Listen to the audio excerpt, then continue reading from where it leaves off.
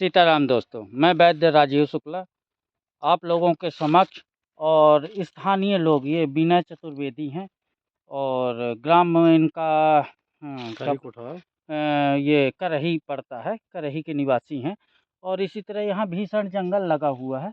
तो उसी जंगलों में हम विचरण करते हुए स्थानीय लोगों से छोटे छोटे पौधों के बारे में जानकारी लेते हुए और कलेक्शन भी करते हुए आगे बढ़ रहे हैं।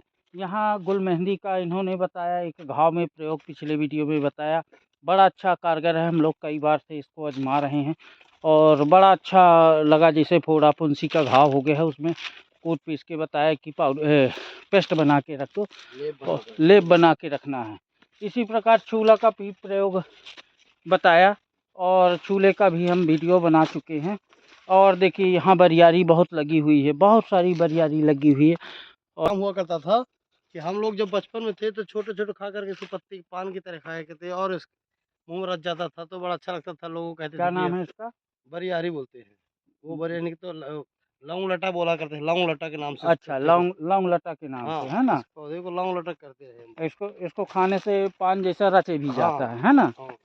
अब देखिए ये प्रकृति की अनमोल धरोहर अब धीरे धीरे अंदर मुंह के अंदर छाले भी पड़ जाए, पेट खराब हो, अगर इसका पेस्ट और रस अंदर रसायन जाकर जाता है तो पेट भी साफ हुआ करता था। अच्छा, तो मतलब इसकी बहुतायत मात्रा में चीजें हैं जो प्रकृति ने हमको दे रखा, हम अज्ञानवश उसको काट के छांट के फेंकवा रहे हैं। हाँ, दवाई डाल के नष्ट करने में लगे हुए हैं और प्रकृति अपना संतुलन बनाए हुए है और उसी को बरकरार रखने में सहयोग करने के उद्देश्य से हमारा लक्ष्य है।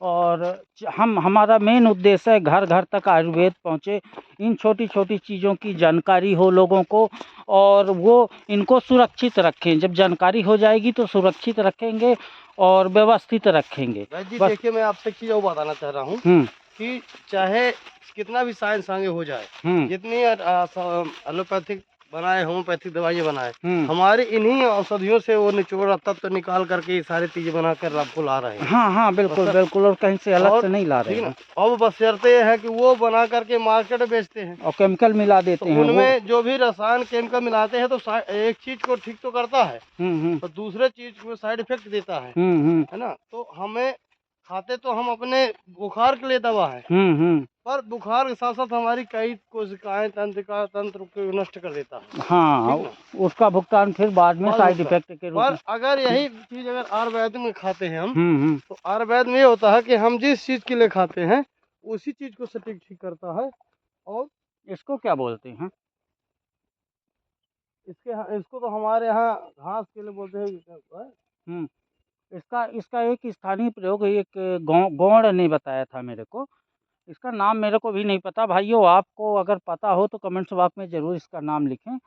और इसको अगर हम कंडे की आँच में अगर इससे हम बवासीर के मसों को सेकते हैं तो मसों में दर्द में भी आराम लग जाता है और मसा भी खत्म हो जाता है। और जैसे पहचान करवा रहे हैं, देखिए इस प्रकार का फल है इसका।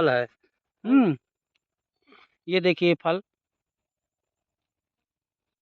इस प्रकार का फल है इसका और पत्ते बिल्कुल छोटे छोटे हैं और ये अलग ही लालिमा लिए हुए है। यहाँ देखिए, यहाँ ताल मखाना भी बहुत सारा लगा है भैया। ये देखो ताल मखाना, कितना सारा ताल मखाना लगा है, बताइए। ताल मखाना तो हमारे यहाँ बहुत सारा है। हाँ, ऐसा नहीं है, बशर्ते यह कि अभी हमने ताल मखाना का छार भी बनाया था निकाल के और कई वैद्यों तक उपलब्ध कराया। ये पित्ताशय की पथरी में बहुत अच्छा काम करता है और महंगा रसायन है। हम तो इससे यूट्यूब के माध्यम से यही बताते हैं कि हमारे यहाँ जो भी देसी और जड़ी बूटियाँ हैं, औषधियाँ हैं, चूल्हा बहुत लगा, इन औषधियों को हम संरक्षित करके अगर किसी प्रयोग में लगाएं तो अपने देश में बहुत सारी ऐसी बीमारियां हैं जो इन औषधियों के द्वारा खत्म की जा सकती है और हम फिर से स्वस्थ, मस्त और निरोगी काया के रूप में रह सकते हैं। बिल्कुल बिल्कुल बिल्कुल। चलिए ठीक है। सीताराम दोस्तों, फिर मिलेंगे नए वीडियो में नई जानकारियों के साथ। धन्यवाद।